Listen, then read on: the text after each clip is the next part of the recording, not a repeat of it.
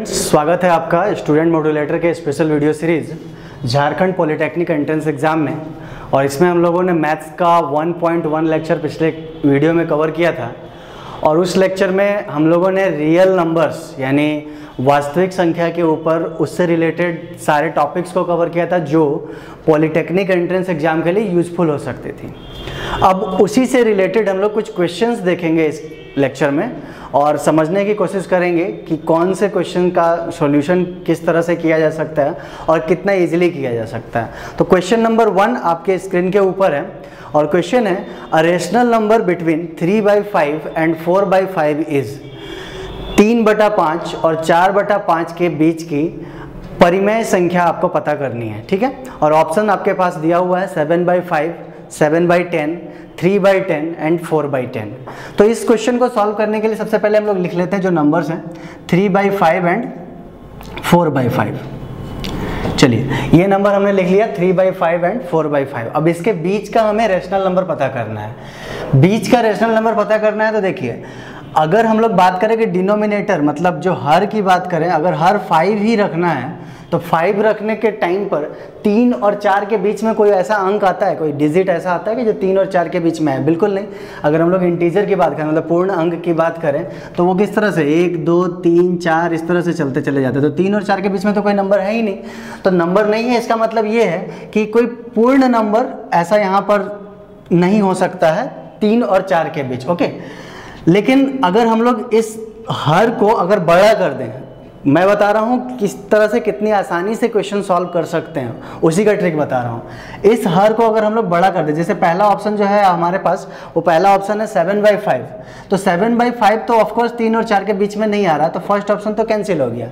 Second option की तरफ, second क्या बी सी डी सारे ऑप्शन देखते हैं तो ऑप्शन बी में हमारे पास जो है 7/10 है, फिर एक और ऑप्शन है 3/10 और एक और ऑप्शन है फाइनल जो डी है वो है 4/10। तो इन तीनों ऑप्शन को अगर हम लोग ऑब्जर्व करें तो इन तीनों ऑप्शन में जो हर है डिनोमिनेटर है वो हमारा 10 है, ठीक है। तो इस हर को हम लोग कोशिश करेंगे कि 10 के रूप में परिवर्तित कर लें, चेंज कर लें और उसके बाद इजीली हम लोग बता सकते हैं कि ऊपर वाले अंश के बीच में कौन सी संख्या आ सकती है। जैसे 3/5 को अगर हम लोग डिवाइड मतलब हर में 10 रखना चाहें तो ऊपर नीचे 2 से मल्टीप्लाई कर देंगे तो ये क्या हो जाएगा 6/10 हो जाएगा।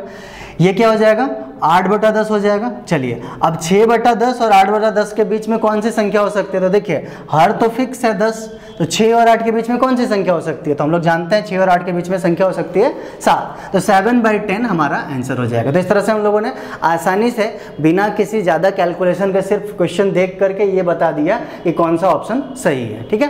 तो एग्जाम में ये ध्यान रखना है कि जो ऑप्शंस में हर दिए रहेंगे मतलब डिनोमिनेटर, उसमें से आप चेक करके उसी फॉर्म में ये जो दिए हुए परिमेय संख्या है उसको कन्वर्ट कर लीजिए, फिर आप आसानी से बता सकते हैं कि कौन सा उसमें उन दोनों के बीच में आएगा। एक ऑल्टरनेट मेथड भी हो सकता है इसका।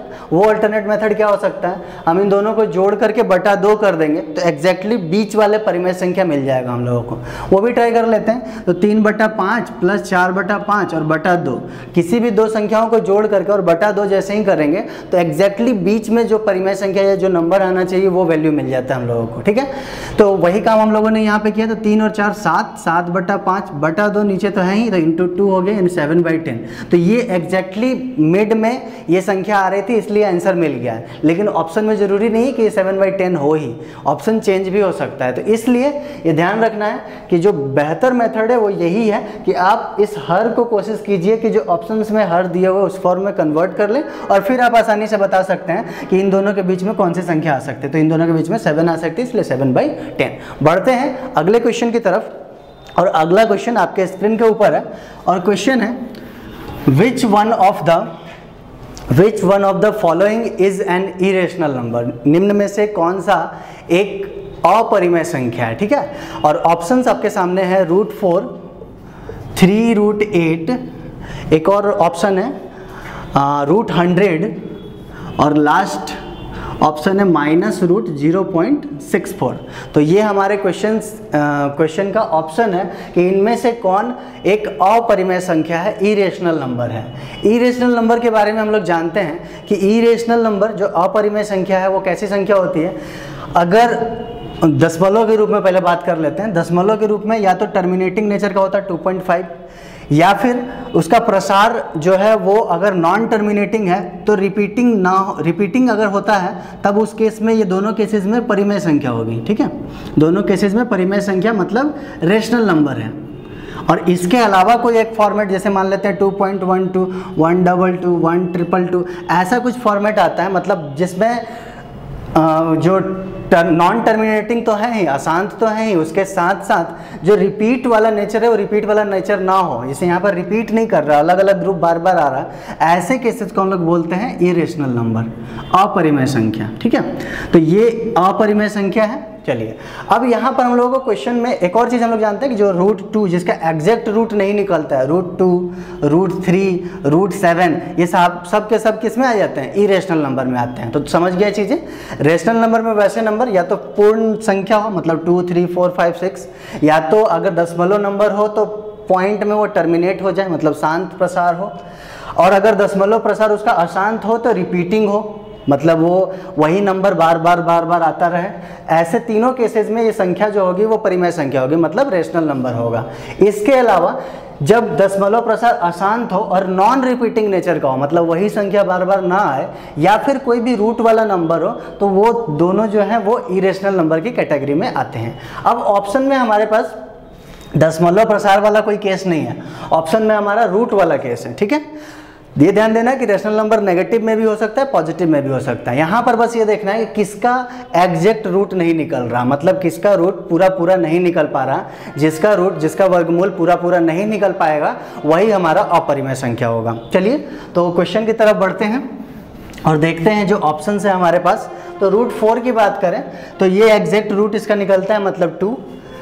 3√8 की बात करें तो 3 तो बाहर है ही, ये तो ऑलरेडी रेशनल नंबर है ही।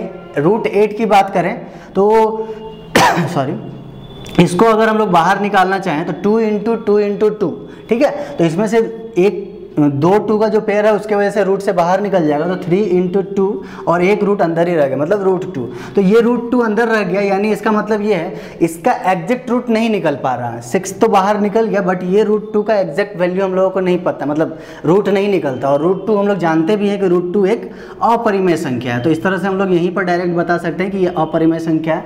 बाकी ऑप्शंस भी चेक कर लेते हैं। तो √100 का क्या होता है, 10 होता है, और √0.64 की वैल्यू अगर पता कीजिए तो 0.8 होता है। तो इस तरह से हम लोगों ने इन तीनों के लिए तो एग्जैक्ट रूट निकाल लिए, एग्जैक्ट वैल्यू निकाल लिया, तो इस कारण से ये सारे परिमेय संख्या हैं। और ये जो बच गए जो कि एग्जैक्ट रूट जिसका नहीं निकल पाया, √2 बच गया हमारे पास, उसके लिए ये अपरिमेय संख्या हो गई। तो समझ में आ गया, अपरिमेय संख्या जैसे ही किसी रूट में के अंदर वैसे वैल्यूज मिल जाए जिसका कि एग्जैक्ट रूट नहीं निकल सकता है, फॉर एग्जाम्पल √2, √3, √7, ऐसे नंबर्स हमारे क्या कहला जाएंगे, अपरिमेय संख्या। डायरेक्टली इसको बता देना है। चलिए बढ़ते हैं अब अगले क्वेश्चन की तरफ, द डेसिमल एक्सपेंशन ऑफ, और क्वेश्चन है 63/72 × 175, 63/72 × 175। इसका हम लोगों को बताना है कि जो दशमलव प्रसार होगा, डेसिमल एक्सपेंशन, वो क्या होगा। ऑप्शन है टर्मिनेटिंग मतलब शांत प्रसार होगा, नॉन टर्मिनेटिंग यानी अशांत प्रसार होगा, नॉन टर्मिनेटिंग एंड रिपीटिंग यानी अशांत तो होगा और आवर्ती भी होगा, और लास्ट ऑप्शन है एन इरेशनल नंबर, अपरिमेय संख्या है। ठीक है, तो अपरिमेय संख्या तो नहीं है पहला ऑप्शन, तो मतलब लास्ट जो डी ऑप्शन है वो तो पहले ही गलत हो गया क्योंकि ये PYQ के रूप में ऑलरेडी लिखा हुआ है। अब बाकी ऑप्शंस की चर्चा कर लेते हैं कि टर्मिनेटिंग है, नॉन टर्मिनेटिंग है, या नॉन टर्मिनेटिंग रिपीटिंग है। तो देखिए क्वेश्चन है 63/72 × 175, इसके हम लोग अंश और हर को पूरा कैंसिल आउट कर देंगे और फिर जो वैल्यू बचेगा उस वैल्यू के बारे में चर्चा करेंगे, उसके हर की चर्चा करेंगे, और उस हर में चेक करेंगे कि सिर्फ 2 और 5 ही आ रहा है क्या उसके फैक्टर में, उसके गुणनखंड में। अगर सिर्फ 2 और 5 आएगा तो हम लोग बोल देंगे कि दशमलव प्रसार जो है वो शांत है। 2, 5 को छोड़ के कुछ और आ गया तो दशमलव प्रसार अशांत है। तो देखते हैं, यहाँ पर देखा जाए तो इन दोनों में कॉमन 9 है, तो 9 × 7 = 63, 9 × 8 = 72, 7 से फिर ये कैंसिल हो जाएगा, कितनी बार में कैंसिल हो जाएगा, 25 टाइम्स में देख लीजिए, 7 दूनी 14, 3 बचे 7 बचे 35। तो इस तरह से हमारे पास पूरा का पूरा ये कैंसिल हो गया। ऊपर अब अंश में हमारे पास बचा 1 और हर में बचा 8 × 25। अंश का चर्चा तो ऐसे करना ही नहीं, अंश का डिस्कशन हम लोगों को करना नहीं है, हम लोगों को सीधा बात करना है डिनोमिनेटर यानी हर के बारे में। हर जो है उसमें क्या है, 8 × 25 है, 8 इंटू 25, 8 का अगर हम लोग फैक्टर करें, गुणनखंड करें, तो मिलता है हमको 2 इंटू 2 इंटू 2। 25 का गुणनखंड करें तो क्या मिलता है 5 इंटू 5। तो इस तरह से जो दोनों गुणनखंड हमारे पास हैं वो सिर्फ 2 और 5 के कॉम्बिनेशन में। और अभी अभी हमने बताया, जो हम लोगों ने पिछले क्लास में भी पढ़ा था, कि अगर हर में सिर्फ 2 और 5 आए गुणनखंड के रूप में तो हम बोलेंगे कि दशमलव प्रसार बिल्कुल शांत नेचर का, मतलब टर्मिनेटिंग है। ओके, तो इसका ऑप्शन जो है ऑप्शन ए यानी टर्मिनेटिंग आंसर हो गया। तो इस तरह से हम लोगों ने बिना डिवाइड दिए बता दिया कि दशमलव प्रसार शांत होगा या अशांत होगा। अगले क्वेश्चन की तरफ बढ़ते हैं और क्वेश्चन है हमारा कि 0 पॉइंट जो नंबर है पहले मैं लिख लेता हूँ, 0.211 स्क्रीन के ऊपर वैसे अवेलेबल है। फिर उसके बाद है 211, फिर 2 4 टाइम्स 1 और इसी तरह से आगे बढ़ता चला जा रहा है, मतलब 2 फिर 2 बार 1, 2 3 बार 1, 2 4 बार 1, इस तरह से इस कॉम्बिनेशन में आगे बढ़ता चला जा रहा नंबर। और नंबर के बारे में बताना है, is a terminating decimal, non terminating decimal, non terminating and repeating decimal, none of this. तो इसके बारे में बात की जाए तो ये कैसा, मतलब नॉन टर्मिनेटिंग यानी अशांत है, और नॉन रिपीटिंग मतलब अनावर्ती है। आवर्ती किसको बोलते हैं, ध्यान दीजिए, हम लोगों ने पहले ही डिस्कशन कर लिया है। अगर इस तरह का कोई नंबर हो 1.6666 इस तरह से रिपीट होता चला जा रहा है, तब हम बोलेंगे कि ये आवर्ती है। दशमलव प्रसार अशांत जरूर है, इसके केस में हम लोग बोलते हैं अशांत और आवर्ती, बिकॉज अशांत है, नॉन टर्मिनेटिंग है, लेकिन ये रिपीट हो रहा है, 6 ही बार बार रिपीट हो रहा है। लेकिन यहाँ पर अगर बात की जाए तो देखिए 211 बार बार रिपीट नहीं हो रहा, अभी 211 आया, फिर 211 आया, फिर 2 4 बार 1 आया, फिर अगली बार 2 5 बार 1 आया, मतलब अलग अलग कॉम्बिनेशन आ रहा है, तो रिपीट कहाँ हो रहा। तो ये जो नंबर है दशमलव प्रसार डेसिमल एक्सपेंशन जो है वो नॉन टर्मिनेटिंग तो है ही, नॉन टर्मिनेटिंग तो है ही, नॉन रिपीटिंग भी है, यानी अशांत तो है ही, इसके साथ साथ अनावर्ती भी है। ठीक है, तो ये क्वेश्चन बहुत इजी था, डायरेक्ट डेसिमल एक्सपेंशन को देख के बताना था, तो आप समझ चुके होंगे। बढ़ते हैं अगले क्वेश्चन की तरफ, और अगला क्वेश्चन है पाई इज ए। पाई के बारे में पूछा गया है कि पाई क्या होता है। पाई एक रेशनल नंबर होता है, पहला ऑप्शन है आपके पास नेचुरल नंबर है, दूसरा ऑप्शन है मतलब प्राकृत संख्या, दूसरा ऑप्शन है नॉट अ रियल नंबर, वास्तविक संख्या नहीं है, तीसरा ऑप्शन है रेशनल नंबर है, और चौथा ऑप्शन है एन इरेशनल नंबर है। तो सबसे पहले हम लोग बात करेंगे पाई के बारे में कि पाई का वैल्यू होता कितना है। तो पाई की वैल्यू जो है, जहाँ तक मुझे याद है मैं लिख लेता हूँ, 3.141592, और इसी तरह से आगे इसकी वैल्यू जो है इनफाइनाइट तक इसी तरह से अलग अलग कॉम्बिनेशन में बढ़ते चली जा रही है। तो इसके केस में एक चीज़ ध्यान देने वाला है कि ये जो दशमलव प्रसार है इसका, एक तो अशांत है, अशांत है मतलब नॉन टर्मिनेटिंग नेचर का है, और दूसरा रिपीटिंग है या नॉन रिपीटिंग है, आप समझ चुके होंगे, क्योंकि एक ही संख्या बार बार रिपीट नहीं हो रहा, तो रिपीटिंग नहीं है, नॉन रिपीटिंग है। नॉन रिपीटिंग है यानी अनावर्ती जिसको बोलते हैं, नॉन रिपीटिंग और अनावर्ती जिसको बोल सकते हैं। ठीक है, तो मतलब ये हुआ कि इसका जो पाई का दशमलव प्रसार जो है वो अशांत है और अनावर्ती है। अब बात कर लेते हैं ऑप्शन से। तो ऑप्शन में सबसे पहला ऑप्शन है प्राकृत संख्या। प्राकृत संख्या के बारे में हम लोग जानते हैं, ये सारे नंबर 1 2 3 4 पिछले क्लास में हम लोगों ने पढ़ा है, ये सारी प्राकृत संख्या होते हैं, प्राकृत संख्या की कैटेगरी में तो नहीं आता है। चलिए, दूसरा ऑप्शन है हमारे पास नॉट अ रियल नंबर, वास्तविक संख्या नहीं है। बात की जाए ये नंबर की, तो ये तो वास्तविक है ही, कहीं ना कहीं नंबर सिस्टम में किसी ना किसी जगह तो इसको डिनोट कर सकते हैं नंबर लाइन पे। ठीक है, तो ये एक वास्तविक संख्या है, पाई जो है वास्तविक संख्या, तो ये भी ऑप्शन गलत हो गया। अब सी और डी ऑप्शन में बस हम लोगों को चुनना है परिमेय संख्या है या अपरिमेय संख्या है। बात करें इस क्वेश्चन की, तो जब हम लोग परिमेय संख्या के बारे में बात करते हैं, मतलब रेशनल नंबर के बारे में बात करते हैं, तो परिमेय संख्या में अगर नॉन टर्मिनेटिंग होता है तो उसके साथ साथ क्या होना चाहिए, रिपीटिंग भी नेचर का होना चाहिए। पिछले क्लास में हम लोगों ने पढ़ लिया है, अशांत हो तो आवर्ती भी हो, उसी केसेस में हम लोग बोलेंगे कि परिमेय संख्या होगा। अदरवाइज उसके अलावा अगर बात करें, अशांत और अनावर्ती कोई है, मतलब नॉन टर्मिनेटिंग नेचर का है और रिपीट भी नहीं हो रहा है, तो उसके केसेस में हम उसे क्या बोलेंगे, अपरिमेय संख्या बोलेंगे। तो पाई हमारा क्या हो गया, अपरिमेय संख्या यानी इरेशनल नंबर। तो ऑप्शन डी इसका करेक्ट आंसर है। बढ़ते हैं अगले क्वेश्चन की तरफ, द डेसिमल एक्सपेंशन ऑफ पाई। तो सेम क्वेश्चन है इस स्लाइड, इसीलिए मैं कुछ चेंजेस नहीं करूंगा।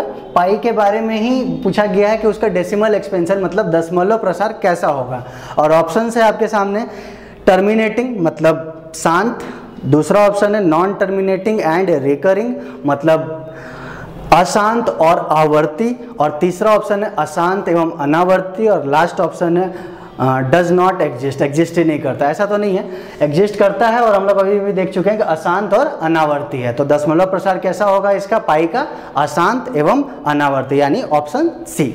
बढ़ते हैं फिर से हम लोग एक नेक्स्ट क्वेश्चन की तरफ, और अगला क्वेश्चन है हमारे पास कि decimal expansion of 93/1500 will be. एक और क्वेश्चन उसी तरह का जैसा हम लोगों ने पहले डिस्कशन किया था कि कोई नंबर दिया हुआ है 93/1500, 93/1500, और इसके बारे में बताना है कि इसका दशमलव प्रसार कैसा नेचर का होगा।